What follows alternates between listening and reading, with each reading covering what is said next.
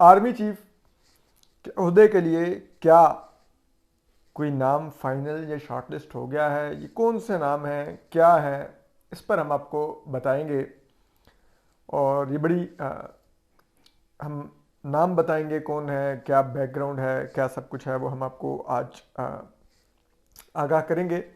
इससे पहले भी हम उनकी कुछ प्रोफाइल आपको बता चुके हैं, आज मज़ीद तफसील से हम एलेबोरेट करेंगे।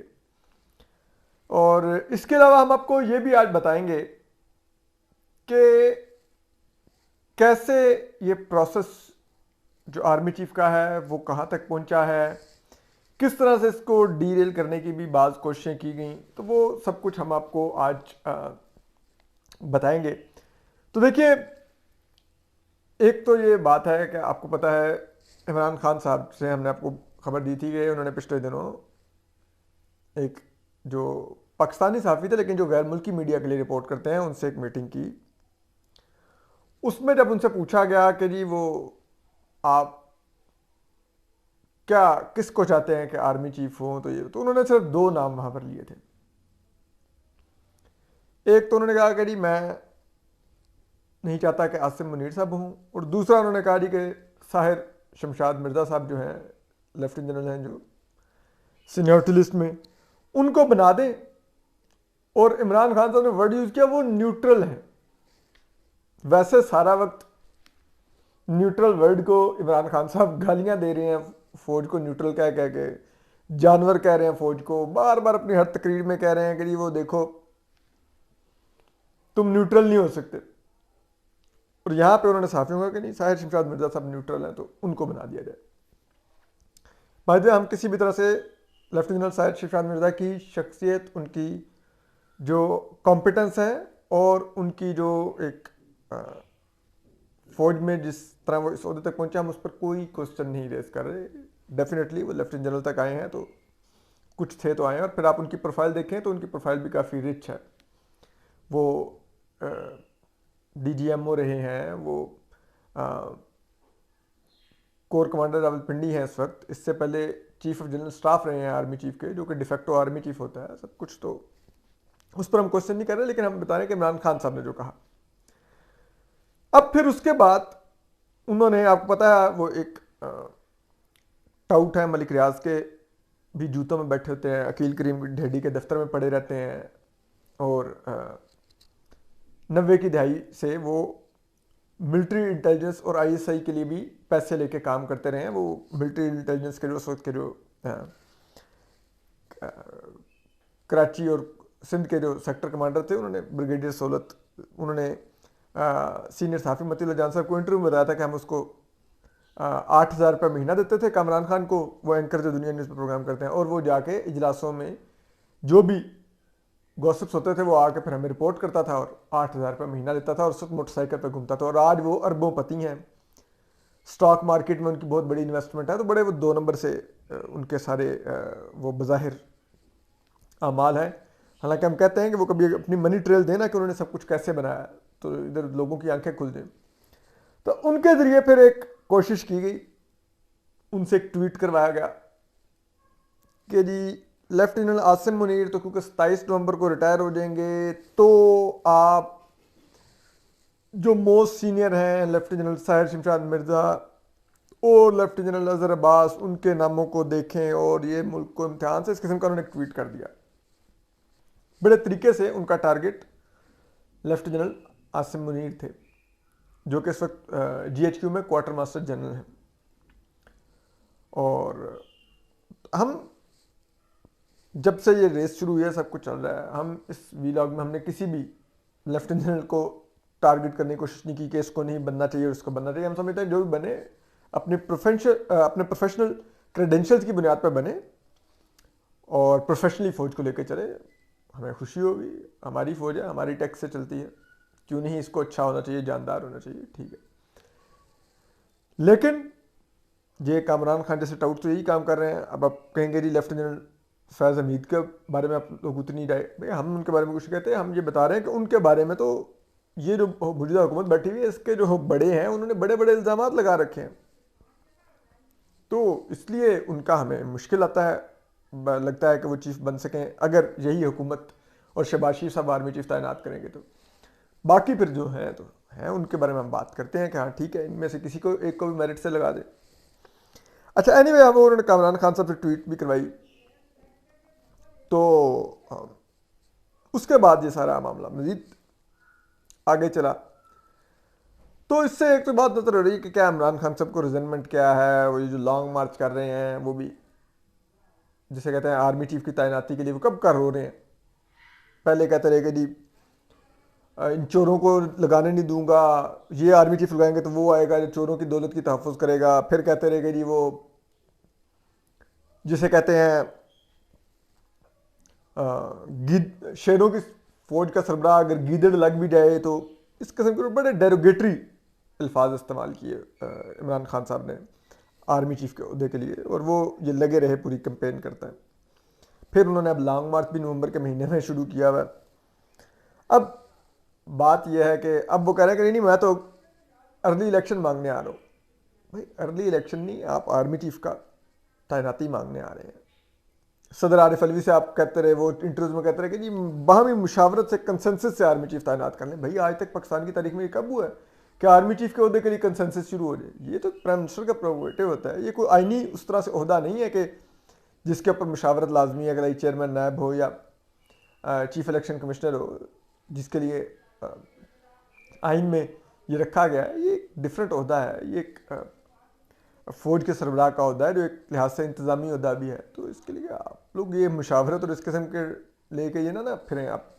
तो खैर एनीवे ये सब कुछ होता रहा। अब उसके बाद जो चीज़ें जब मज़ीद आगे चलना शुरू हुई, तो अब जो इतलात आ रही हैं, जिस तरफ मामला जा रहा है, वो ये है कि खबर ये एजाज सईद साहब ने दी है। और लेकिन उससे पहले हम ये भी बता दें कि हाँ नीचे में यहीं से शुरू करते हैं। एजाज सईद साहब की स्टोरी है, अच्छे सहाफ़ी हैं, हम उनकी उस तरह से स्टोरी पे बिल्कुल नहीं डाउट कर सकते। उन्होंने कहा कि दो लोग इस वक्त आर्मी चीफ की और chief of joint staff committee के लिए रेस में आगे आ गए, और वो दो नाम जो उन्होंने बताए, वो जो सीनियर मोस्ट लेफ्टिनेंट जनरल उस वक्त फहरिस्त में होंगे, लेफ्टिनेंट जनरल आसिम मुनीर का नाम उन्होंने लिया, और दूसरा नाम उन्होंने कोट किया लेफ्टिनेंट जनरल अजहर अब्बास का। अब दिलचस्प बात यह है कि जो उन्होंने दो नाम कोट किए, अब इनमें से लेफ्टिनेंट जनरल जो आसिम मुनीर हैं वो टेक्निकली 27 नवंबर को रिटायर हो रहे हैं, और 29 नवंबर को आर्मी चीफ जनरल कमर बाजवा ने रिटायर होना, तो वो तो उनके आर्मी चीफ बनने से 2 दिन पहले रिटायर हो रहे हैं। तो फिर क्या उनको chairman joint chief of staff committee बनाया जाएगा? उसके लिए तो वो उस वक्त 27 नवंबर को भी एलिजिबल होंगे अपने रिटायरमेंट के डे तक। लेकिन क्या वो उस ओहदे को संभालेंगे या वो आर्मी चीफ बनेंगे? अगर प्राइम मिनिस्टर चाहें तो वो अभी भी उनको आर्मी चीफ लगा सकते हैं। उसके बड़े सादा से 2-3 तरीके हैं। एक ये है कि प्राइम मिनिस्टर जनरल कमर बाजवा को 3 दिन कबल रिटायर कर सकते हैं, यानी कि 26 नवंबर को, और लेफ्टिनेंट जनरल आसिम मुनीर को आर्मी चीफ बना सकते हैं। दूसरा तरीका यह है कि लेफ्टिनेंट कमर बाजवा खुद जल्दी इस्तीफा देके 25 से 26 नवंबर को घर चले जाएं, फिर भी आर्मी चीफ का ओहदा खाली हो जाएगा, तो उस पर भी लेफ्टिनेंट जनरल आसिम मुनीर को उस सूरत में आर्मी चीफ तैनात किया जा सकता है। तीसरा तरीका यह है कि ये प्राइम मिनिस्टर के पास प्रोगेटिव है कि वो किसी भी लेफ्टिनेंट जनरल को एक्सटेंशन दे दें मिनिस्ट्री ऑफ डिफेंस के जरिए।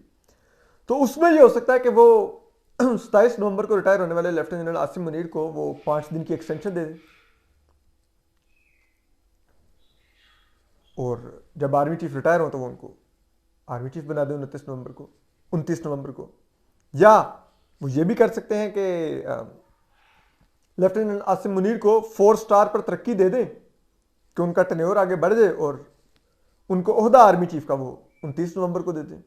ये 4 तरीके हैं, आराम से लेफ्टिनेंट आसिम मुनीर को आर्मी चीफ भी बनाया जा सकता है। तो इसका ये मतलब नहीं है कि वो लाजमी है कि chairman joint chief of staff committee बनेंगे, वो आर्मी चीफ नहीं बन सकते, वो अभी भी आर्मी चीफ के अहल हैं। और इसके लिए जो कमरान खान साहब से जो ट्वीट्स करवाई गई थी कि वो तो 27 नवंबर को रिटायर हो रहे हैं, तो उसके लिए जो अंसार अब्बासी साहब हैं, आपको मालूम है फौज के बहुत करीब हैं, उन्होंने आज स्टोरी की है और उन्होंने पूछा है कि ये जो बात की जा रही है कि फलां जनरल यानी कि लेफ्टिनेंट आसिम मुनीर रिटायर हो जाएंगे और जो समरी है वो भी मूव नहीं की, क्या है, तो उस पर उनको जो मौक़िफ़ फ़ौज के इदारे की तरफ से दिया गया, उन्होंने कोट किया है डिफेंस सोर्सेज को। उन्होंने कहा कि नहीं, आर्मी चीफ की तैनाती के लिए जब 6 मोस्ट सीनियर लेफ्टिनेंट जनरल्स की समरी वज़ीर-ए-आज़म शहबाज शरीफ साहब को भिजवाई जाएगी तो उस पर सबसे टॉप पे नाम लेफ्टिनेंट जनरल आसिम मुनीर का ही होगा, क्योंकि जब ये समरी मूव करेगी, ये समरी वो भी हम आपको बताते हैं कब मूव करेगी, तब तक lieutenant general Asim Munir retire नहीं हुए होंगे। तो उस वक्त एक बाय द बुक चलते हुए वही जो 6 नाम इन सर्विस होंगे और मोस्ट सीनियर लेफ्टिनेंट जनरल होंगे, उनके नाम भेजे जाएंगे, तो आसिम मुनीर साहब मोस्ट सीनियर लेफ्टिनेंट जनरल होंगे उस वक्त उस समरी में। दूसरे नंबर पर लेफ्टिनेंट सैयद शमशाद मिर्ज़ा होंगे, तीसरे नंबर पर लेफ्टिनेंट जनरल अजहर अब्बास होंगे, चौथे नंबर पर लेफ्टिनेंट जनरल नुमान महमूद होंगे, पाँचवें नंबर पर लेफ्टिनेंट जनरल फैज़ हमीद होंगे और छठे नंबर पर लेफ्टिनेंट जनरल मोहम्मद आमिर होंगे। अब उसमें जो ये बताया गया, तो एक चीज़ जो और अब दिलचस्प है कि अगर ऐसा ही है तो फिर अब ये समरी मूव की जाए ताकि मुल्क में क्यास है इसका खात्मा हो। उसमें देखें 2-3 चीज़ें और भी मद्देनज़र हैं। वो ये है कि अगर, क्योंकि जो लेफ्टिनेंट आसिम मुनीर हैं, इनका जो टेन्योर वैसे तो 30 सितंबर को ख़त्म हो रहा था, लेकिन ये 27 नवंबर तक गया इसलिए कि इनकी तैनाती में, इनकी प्रमोशन में एक लकूना आ गया था। ये जब लेफ्टिनेंट जनरल थे तो उस वक्त इनको बैज जो थे लेफ्टिनेंट जनरल के, जो कि उन्होंने ऑफिस संभालने के लिए लगाने होते हैं, वो इनको ताखीर से लगे। वो ताखीर से लगने की वजह से इनका रिटायरमेंट का पीरियड भी आगे चला गया, क्योंकि आप जिस दिन लेफ्टिनेंट जनरल के बैज लगवाएंगे उस दिन से आप लेफ्टिनेंट जनरल का आपका टेन्योर स्टार्ट होगा। तो उस लिहाज से इनकी तैनाती है। तो वो एक इदारे के अंदर, ये फौज के इदारे के अंदर ये खर्चा मौजूद है कि इमरान खान साहब मोस्ट लाइकली अगर lieutenant Asim Munir army chief बनते हैं तो इमरान खान साहब जो इस वक्त एक खेल खेल रहे हैं वो इसको कोर्ट में भी लेके जा सकते हैं। तो इसलिए भी शायद इस चीज़ को अब डिले किया जा रहा है कि ऐन वक्त पे तैनाती हो, ताकि उसके बाद इतना टाइम ही ना हो कि चेंज ऑफ कमांड में भी टाइम बाकी हो और कोर्ट के अंदर एक समातें शुरू हो जाएं। वो सब कोर्ट को भी तब क्लियर होगा कि तैनाती होगी और ये छड़ी संभाल चुके हैं, तो अब इंटरवेंशन उस तरह की नहीं हो सकती। अब दूसरी जो प्रोफाइल है लेफ्टिनेंट आसिम मुनीर का, और भी आपको बता दें, ये हाफिज़ कुरान है। इन्होंने स्वॉर्ड ऑफ ऑनर इन्होंने विन की हुई है जब ये थे फौज में ट्रेनिंग में। इसके अलावा ये DGISI रहे हैं, ये कोर कमांडर गुजरांवाला रहे हैं, और इनकी फैमिली मैंने बताया था कि इनका एक जो बच्चा है वो पैदाइशी तौर पर कुछ माजूरी का शिकार हो गया था, तो वो स्पेशल बच्चा है। तो ये जब DGISI भी थे तो ज़रा बताते हैं कि ट्रैक सूट में उमूमन ऑफिस भी आया करते थे और दिन में 2 से 3 दफ़ा घर जाया करते थे अपने बेटे के साथ कुछ टाइम गुजारने के लिए। जिस जो हमने बताया जो स्पेशल नीड्स वाला इनका बेटा है, और अदरवाइज़ कहते हैं कि ये वर्क अल्कोहलिक हैं, दफ्तर में बैठे रहते थे और लाइक रात लेट तक ये दफ्तर में बैठते थे। तो ये इस किस्म के ये अफसर हैं, लेकिन बड़े ही सख्त कहते हैं कि ये ऑफिसर हैं। ही इज़ नॉट समबडी के जैसे कि जिनमें लचक हो, ये उस किस्म के ऑफिसर नहीं है। इसके अलावा जो अब आ गए लेफ्टिनेंट अजहर अब्बास, वो भी जारी बात है आर्मी चीफ की रेस का हिस्सा है, या फिर वो इसमें आएंगे या फिर वो chairman joint chief of staff committee बना दी जाएंगे। ये जब जनरल राहिल शरीफ आर्मी चीफ होते थे तो आर्मी चीफ का हम आपको बताएं एक अपना सेक्रेटरीट होता है जिसमें उनके साथ 9 ऑफिसर्स काम करते हैं, जिसमें 2 ब्रिगेडियर्स होते हैं और उन 2 में से एक ब्रिगेडियर उस सेक्रेटरीट का सरबराह होता है। आप कहें कि वो आर्मी चीफ का मिलिट्री सेक्रेटरी होते हैं। उन 2 ब्रिगेडियर्स के अलावा उस सेक्रेटरीट में 3 कर्नल होते हैं, 3 लेफ्टिनेंट कर्नल होते हैं और 1 मेजर होता है या वो भी लेफ्टिनेंट कर्नल होता है। ये आर्मी चीफ का तमाम जो अमूर होते हैं ये चलाते हैं, उनका ऑफिस, जो भी मीटिंग सब कुछ, आर्मी चीफ की मूवमेंट, आर्मी चीफ की तमाम ज़रूरियात का ये लोग ख्याल रखते हैं। तो वो राहील शरीफ जब आर्मी चीफ थे तो उनके सेक्रेटरीट के जो सरबराह ब्रिगेडियर थे वो ब्रिगेडियर अजहर अब्बास थे, जो अब लेफ्टिनेंट जनरल अजहर अब्बास हैं और आर्मी चीफ की रेस में सीनियरिटी पे 3रे नंबर पर हैं। तो लेफ्टिनेंट अजहर अब्बास की जाहिर बात है उस ज़माने की, फिर उस वक्त प्राइम मिनिस्टर मियां नवाज शरीफ थे, उनसे भी कुछ ना कुछ लाइजनिंग होगी। अभी भी जो तमाम चीज़ें चली मुल्क के अंदर उसमें भी कहते हैं कहीं ना कहीं लेफ्टिनेंट अजहर अब्बास जो थे उनका भी नाम आता रहा, क्योंकि वो CGS भी थे, chief of joint staff committee, chief of joint staff वो थे। और जो CGS होता है वो आपको यही बताया, chief of general staff CGS जो होता है वो डिफेक्टो आर्मी चीफ भी कहलाता है। आर्मी चीफ के पास जितनी फाइलें, जो भी काम आने हैं, जो भी जिसने मीटिंग करनी है, वो CGS ही करता है, वो अप्रूव और चीज़ें और उनको, और इवन के आर्मी चीफ की इंस्ट्रक्शंस भी फौज को वही कन्वे कर रहे होते हैं। जो DGMO होते हैं, जो फौज के अंदर ऑपरेशंस फौज का देखते हैं, DG मिलिट्री ऑपरेशंस होते हैं, वो भी CGS के अंदर आते हैं। और इसी तरह जो मिलिट्री इंटेलिजेंस के जो चीफ मेजर जनरल होते हैं वो भी CGS के अंदर आते हैं, जो कि फौज के अंदर तमाम फौज के इंटरनल जो जासूसी के मामला देखते हैं वो वही होते हैं, मिलिट्री इंटेलिजेंस के मेजर जनरल। तो वो दोनों CGS के अंदर आते हैं। तो ये इस वक्त भी CGS हैं, तो इनका बड़ा एक अहम किरदार है। इससे कबल ये कोर कमांडर रावलपिंडी भी रहे हैं, ये बड़ी अहम असाइनमेंट्स करते रहे हैं। तो अब देखते हैं कि ये हैं दोनों में से, तो फिर अब कौन सा आर्मी चीफ बनता है। लेकिन बहरहाल इस वक्त ये आ रहा है कि ज़राए बता रहे हैं कि ये दोनों मोस्ट फेवरेट्स हो चुके हैं। लेफ्टिनेंट अजहर अब्बास साहब का नाम वैसे तो बहुत ज़्यादा एक उसमें मौजूद है तासुर के, शायद वो अहले तशी हैं, लेकिन अस्करी ज़राए बता रहे हैं कि वो बरेलवी सेक्ट से ताल्लुक़ रखते हैं, क्योंकि पाकिस्तान में एक है कि वो शायद ये तैनातियों के वक्त सेक्ट भी बहुत मद्देनज़र रखा जाता है अनफॉर्चुनेटली, क्योंकि ज़ाहिर बात है हम एक सऊदी और ईरान कैंप्स बने हुए हैं, तो उस बुनियाद पे बहुत चीज़ें देखी जाती हैं, हमें बड़ा सोच समझ के इस किस्म की तैनातियाँ करनी पड़ती हैं। हम आपको अपडेट करते रहेंगे, अपना ख्याल रखिए, सलामत रहिए, अल्लाह हाफिज़।